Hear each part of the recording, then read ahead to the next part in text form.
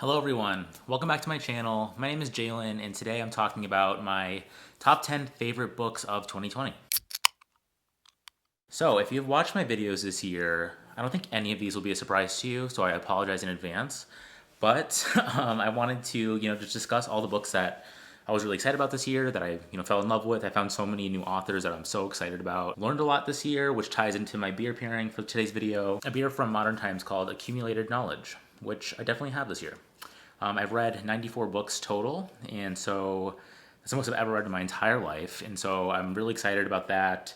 I can't believe I read that much, and I'm so happy I did because I've just fallen in love with reading so much this year, and I'm just excited about where this channel is going to go from here, how much I'll read next year, or this year now, it's January. Yeah, and if you've watched my videos, thank you for coming along for the ride, and I hope you found some books that you love based on my recommendations. That's really important to me, so I hope you find something in this stack maybe if you haven't read one of these yet. So I'll take a sip real quick and get into it. I'll start with the first book that I read in 2020. I finished this on January 1st, and that's Bunny by Mona Awad. So it's a little over a year ago that I read this, and so it's a little bit foggy in my brain, but I remember when I finished this book, I went to Goodreads immediately and said something along the lines of like, please close Goodreads, go buy this. This book is phenomenal. This book really ties into everything that I want in fiction. It's kind of campy. It's literary in the sense that it's kind of dissecting MFA culture.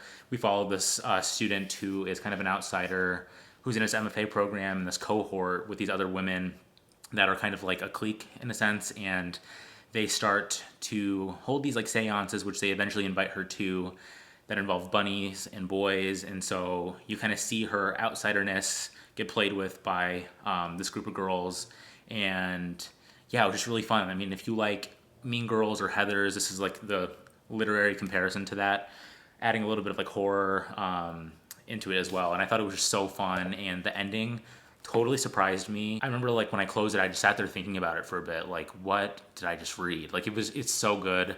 It's really great and twisty and just a really fun time. I thought it's like a great book that once you start it, you can't really put it down because you want to know like what is happening with these girls and like where is this gonna go. So yeah, if you like reading about outsiders and female friendship and messiness that might ensue when those things clash, this is your book for sure. Okay, jumping into some nonfiction.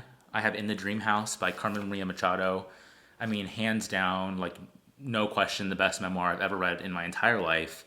And I was talking to my friends in a group chat saying like, I'm kind of bummed because I don't foresee myself ever finding a memoir that blows me away as much as this one does, or did. So this book looks at Carmen Maria Machado's relationship with a woman that was extremely abusive, and she reflects on her relationship by using this concept of the dream house, the house in which she lived with her girlfriend, and she divides up the memoir into a series of vignettes that all look at her relationship in a different way. So for example, I just opened at random, but we have Dream House as confession, Dream House as Dreamboat, I can't read backwards, Dream House as American Gothic. There's one section that was awesome that was Dream House as Choose Your Own Adventure. And so she uses all these different tropes, narrative tropes, to look at her relationship and dissect kind of what happened to her.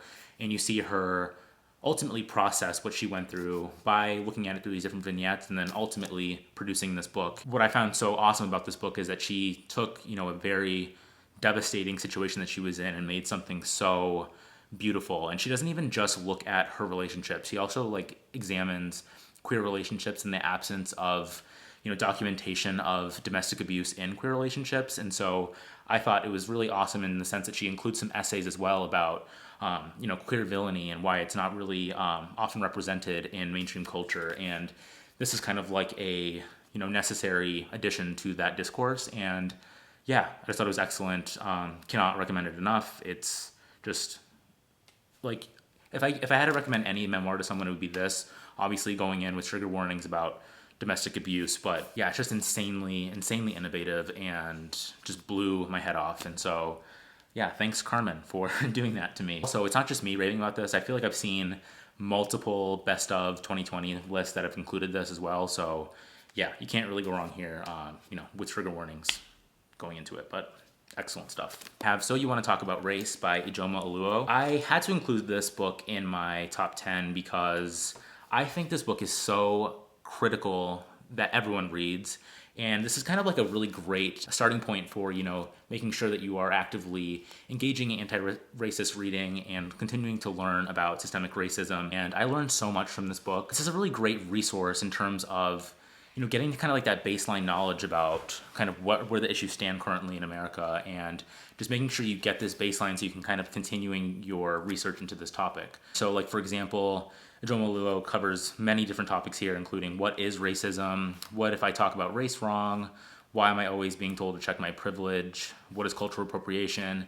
These are all things that if we're going to have engaging discussions going forward, we need to know what these baseline topics are to be able to fully understand kind of in our day-to-day lives when we confront these things, how to address them and how to constantly be thinking about others. I'm just so grateful that she wrote this book, that she took the time and, to put this all together in one collection.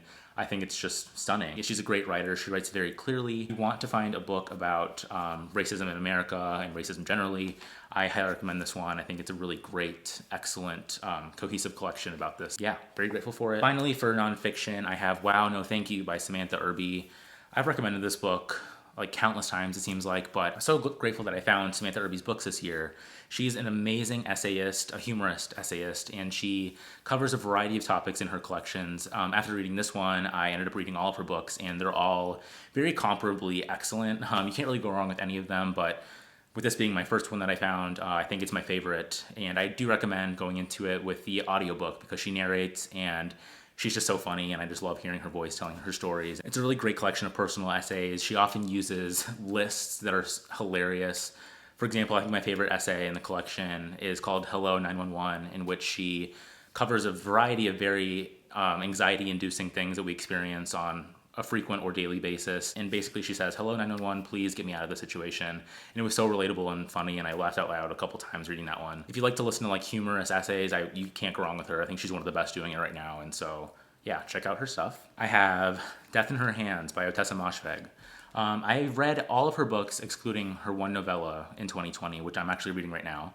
And it was so hard for me to pick which book to include in my top 10. I kind of wanted to include this one and My Year of Rest and Relaxation, but for some variety, I decided to stick with this one because this is the only book that I reread this year, and I got so much from that reread, and I just think it's a really interesting and I think somewhat misunderstood book in terms of this book is basically set up as a murder mystery in which this old woman who lives in isolation in the woods discovers this note while she's walking her dog that says basically that this woman has died and here's her dead body. No one will ever know who killed her. And so she has to figure out this murder and with no clues really aside from this note.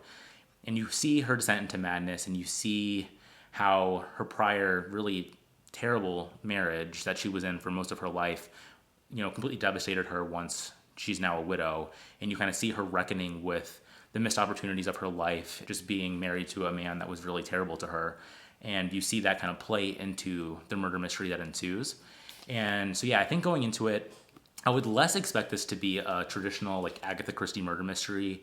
And as in every Moshfegh book, it is a very deep character study into this woman and the way that she thinks and the external forces that have caused her to be where she is now and the effects that her now isolation and loneliness is playing on her mind in her old age. And I just thought it was so brilliant. It breaks my heart that I've seen so many bad reviews for this book because I just think it's so good. But to each their own. I think if you're going to start with Moshfegh, I would start with My Year of Rest and Relaxation. I think it's her most accessible book, but this one holds a special place in my heart because I think it's very creative, and I just had a blast reading it. I could not put it down, and I just think it's so good. And so many really great quotes in here. On a reread, I took some time with it, and there's so many excellent passages just from like a narrative and prose perspective. Yeah. I think it's worth your time. Okay, next, in a somewhat similar vein, I have Boy Parts by Eliza Clark. This is a debut novel that follows a photographer who's, I think, in her early 20s, and she likes to take photographs of average-looking younger guys that are in very, promiscuous situations, positions. You get the point. And she's like obsessed with this, and you see her get an offer from this London gallery to do an exhibition. And so she starts going back through her catalog of, all these explicit photographs and trying to pick her best stuff. Meanwhile, she loves going to Tesco, and she meets this cashier named Eddie. Throughout the book, he's called Eddie from Tesco, which is funny. And she becomes very obsessed with him because he's like the perfect subject for her photography. You kind of sense that given her being somewhat obsessed with this subject matter and her eventual, you see her kind of gradually descend more and more into madness in terms of her constantly binging alcohol and drugs with her friends, and you kind of get into her thought processes about, her work and what she wants to do, and you just gradually get the sense that something's off with this character. And I was just so blown away by this book. I was so surprised by where the story went. I thought it was such an interesting look at art and femininity and being a millennial and how all those play together in terms of the expectations that millennials have, including, women specifically. And yeah, it's super fun. It gets very graphic and eerie at times throughout this book. And I just was, when I put it down, I was so excited. I couldn't wait to go tell everyone about it. I think that's always a good sign of a great book. And yeah, I think she's a very promising novelist, Eliza Clark, and I can't wait to see what she does next. I always say that about every author that I'm really excited about, but I think she's so awesome, and I just love the way that she plays with horror in her stories, and I think it's just a really brilliant character study again. I tend to like those. So yeah, check that one out for sure. Okay, next. Definitely the most difficult book that I've read the past year in terms of it just being quite exhausting, but in the best, and I would say most rewarding way. It is Hurricane Season by Fernanda Melchor, translated by Sophie Hughes from Spanish. This book looks at the murder of a woman in this very impoverished Mexican town. Her name is the Witch, and you learn why she's called the Witch, and you eventually, through 4 different perspectives, kind of figure out what happened to her. And you look at each of these characters, and they each get their own chapter, which is almost like their own novella in a sense of their scope, and just how deep Fernanda Melchor goes into their stories individually, and how they all play in this greater scheme of the death of this woman. And I just thought this book was incredible. It is insanely violent, insanely upsetting on almost every single page. Each chapter is basically one long paragraph, and so it becomes exhausting when you're faced with constant violence and this kind of claustrophobia and internalization throughout the entire book. And so this book, you have to go into with the right mindset. However, I think if you take a chance on this, there's so much to gain from it, and I just think it's such an innovative true crime sort of. It's fiction, but it reads kind of like a true crime. If you kind of go into it knowing that there's like every trigger warning imaginable in this book, gearing up for a roller coaster of a story, and just seeing the way she dissects misogyny and femicide and poverty, and how all these things play on society and even like small towns such as this. I don't know, there's just so much going on here. I was just completely blown away by it. I knew going into this it was going to be a lot, and it was even more than I was expecting, but it's just so good. Definitely check this one out if that sounds good to you, just knowing that it's a heavy read for sure, but I think it's worth your time. Absolutely. Okay, 3 more, and they're all heavy hitters in my opinion. First up, Luster by Raven Leilani. I have been singing this book's praises since I think like March. I had an advanced copy, which I was so grateful to read. It was kind of frustrating because I was so excited when I read this book that I wanted to talk about it with everyone, and I called this. I was like, this is going to be one of the books of 2020. Like, it's going to be in everyone's hands. Everyone's going to be talking about it once it comes out. And I was right. This book has been everywhere. It's won awards. It's on many people's lists at the end of the year. This book is stunning. It follows this woman named Edie, and she's in her early 20s, who's dissatisfied with her career so far. And she gets sexually involved with this married man and eventually moves in with him and his wife and their daughter. And you see the dynamic from there, and the way that Edie is trying to discover herself in this, in the middle of this marriage, and while trying to pursue a career in art, which is her passion. And so this is just a really brilliant book about race and class and self-discovery, and the way that those all interplay, in this very unique situation that Edie finds herself in. And this book is just incredible. The prose, I think, is phenomenal. I was just so blown away at every page. I was just like, I would have to take pauses after certain paragraphs and just be like, how did she do that? Like, she's just a brilliant writer. And I think this is a really important story, and yeah, so rewarding. If you haven't read this one already, please do. It's so worth your time. Incredible stuff. The only short story collection in the stack, one that honestly snatched my wig, to put it simply, it is I Hold the Wolf by the Ears by Laura Vandenberg. I mean, come on. Like, if you've read this, you know. I haven't seen enough people read this one though. Like I was trying to find some more reviews on this, and it has been covered somewhat, but not as much as I would like it to. This collection follows a bunch of different stories that are very dark, often eerie and haunting, following women often suffering from violence at the hands of men or going through some kind of grief or trauma and processing it. And these stories kind of verge on the sense of feeling kind of like ghost stories in a sense, or kind of edging on the surreal, which I love. So these stories were often like incredibly surprising. Like Laura Vandenberg is not afraid to throw in a twist when you least expect it. You never know where the story's gonna go. By the end of each one, I was like, how did we get here? Like this is insane. And I mean that in the best way. Like it makes total sense, but after I was like, the way that she was so intentional with every single word on these pages is insane to me. Like I said this before, I think in my reading blog, but I don't think I've ever experienced writing that feels so controlled, in the sense that Laura Vandenberg, like she knows exactly where she wants her stories to go, and I'm assuming through like, editing and revision, she gets there so brilliantly. They're executed so well. I don't know how she does it. I think each story presents such interesting ideas about humanity, navigating the world in which there's so much, shitty things going on in it, and having to face these shitty things head on, and kind of how that impacts our psyche. If you read one this year, I would say it should be this one.